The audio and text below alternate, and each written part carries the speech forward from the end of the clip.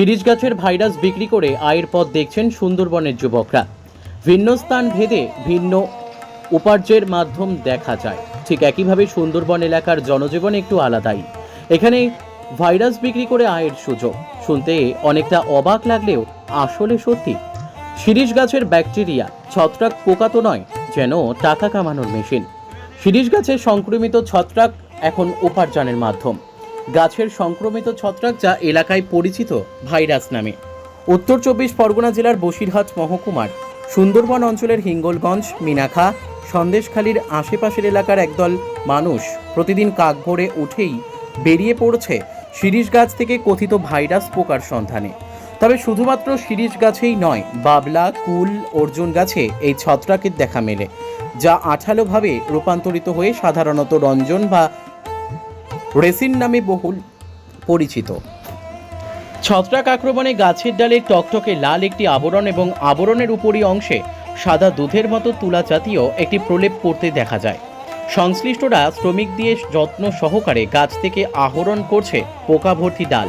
এরপর cycle, motorcycle কিংবা pickup ভ্যানে বাসা বাড়ি, আড়ত কিংবা নির্দিষ্ট স্থানে নিয়ে বাড়ির বধূ, কিশোর কিশোরীরা ডাল থেকে ছাড়িয়ে নিচ্ছে পোকা ও তার উচ্ছিষ্ট, যা নির্দিষ্ট ব্যবসায়িক স্থানে পাঠানোর জন্য উপযোগী করেই বস্তা ভর্তি করা হচ্ছে। স্থানীয় ব্যবসায়ীদের কাছে প্রতি কেজি পোকা বিক্রি হচ্ছে 300 থেকে 350 টাকা পর্যন্ত। প্রতিদিন গড়ে প্রায় 10 থেকে 12 কেজি ছত্রাক সংগ্রহ করেন ব্যবসায়ীরা। আর এভাবেই জীবন জীবিকা লাভের দিশা দেখছেন সুন্দরবনের মানুষ। তবে এগুলো সংগ্রহ করে কি কাজে ব্যবহার করা হয়, এমন প্রশ্নের জবাবে ব্যবসায়ী জানান, সংগৃহীত ছত্রাক মিনাখার দেউলি এলাকায় তারা বিক্রি করেন। তবে আসলে ঠিক কোথায় যায় আর কি কাজে এগুলো ব্যবহৃত হচ্ছে তা তাদের জানা নেই। তবে বিভিন্ন ব্যক্তির কাছ থেকে প্রাপ্ত তথ্য থেকে তারা জেনেছেন গাছের এসব দিয়ে এক ধরনের রাঠা ও আসবাবপত্রের রং তৈরি হচ্ছে। জীবনের ঝুঁকি থাকবে না। তোমার নাম? আমার নাম আইনুল ভ্যালি। হচ্ছে বলতে গেলে আমরা যেটুকু জানি যেটা কালার তৈরি হয়, ব্যাস এইটুকুই। কি গাছ থেকে পাড়া হয়? এগুলো শিরীষ গাছ থেকে, বেশিরভাগটা শিরীষ গাছ থেকে আমরা পারি।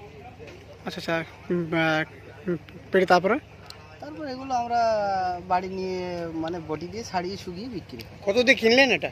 এটা 4000 টাকা দিয়ে কেনা হয়েছে। কত করে ঘাস এটা? এটা কেলাপের গাছ, কেলাপের ছেলেদের কাছ থেকে নিয়েছি। এ তো জমি রাস্তার উপরে মনে হচ্ছে। জানি না, কেলাপের তরফ থেকে আমরা নিয়েছি, কেলাপের ছেলেদের সঙ্গে কথা বলি। ক্লাবের ছেলেদের সঙ্গে কথা বলে? কোন ক্লাব থেকে? এটা নবদুর্গা ক্লাব। আচ্ছা আচ্ছা, আপনার নাম? আমার নাম কামাল মোড়ল। Desk report, express Kolkata.